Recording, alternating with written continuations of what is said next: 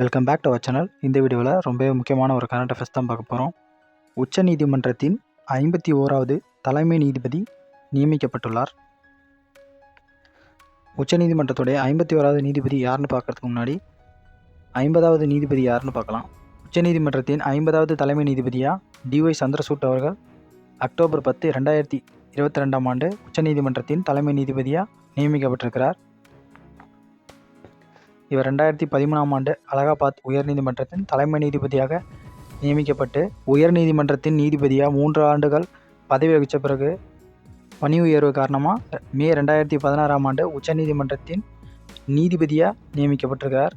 நீதித்துறையில் 8 ஆண்டுகள் பணியாற்றி பணி ஓய்வு பெறும் நிலையில் DY சந்திரசூட் அவர்களின் பரிந்துரையின் பேரில் நாட்டினுடைய 51வது உச்சநீதிமன்றத்தின் தலைமை நீதிபதியாக சஞ்சீவ் கண்ணா அவர்கள் தேர்வு செய்யப்பட்டுள்ளார்.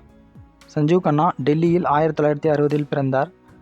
இவருடைய தந்தை தேவராஜ் கண்ணா டெல்லி உயர்நீதிமன்றத்தில் 1985ஆம் ஆண்டு நீதிபதியாக பதவி வகித்தவர். இவருடைய தாயார் சரோஜ் கண்ணா இந்தி பேராசிரியராக டெல்லி ஸ்ரீராம் கல்லூரியில் பணி செய்தவர். சஞ்சீவ் கண்ணா டெல்லி பல்கலைக்கழகத்தில் சட்டம் பயின்றார்.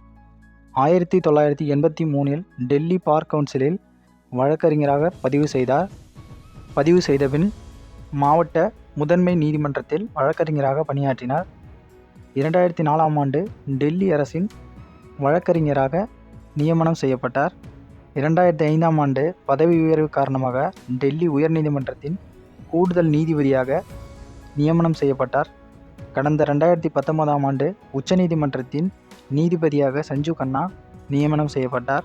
5 வருடம் உச்சநீதிமன்றத்தின் நீதிபதியாக இருந்து வந்த நிலையில் தற்போது சஞ்சீவ் கண்ணா உச்சநீதிமன்றத்தின் தலைமை நீதிபதியாக தேர்வு செய்யப்பட்டுள்ளார். சஞ்சீவ் கண்ணா எந்த நீதிமன்றத்திலும் தலைமை நீதிபதியாக பொறுப்பு வகிக்காமல் நேரடியாக உச்சநீதிமன்றத்தில் தலைமை நீதிபதியாக பதவியேற்றது குறிப்பிடத்தக்கது. உச்சநீதிமன்றத்தின் 51வது தலைமை நீதிபதியாக நவம்பர் 11ஆம் தேதி ஜனாதிபதி திரௌபதி முர்மு அவர்கள் சஞ்சீவ் கண்ணாவை பதவி பிரமாணம் செய்து வைத்தார். இவருடைய பதவி காலம் 2025ஆம் ஆண்டு மே 13ஆம் தேதி வரை இவர் உச்சநீதிமன்ற தலைமை நீதிபதியாக பதவியில் இருப்பார். அதன் பிறகு நாட்டினுடைய 52வது உச்சநீதிமன்றத்தின் தலைமை நீதிபதி தேர்வு செய்யப்படுவார்.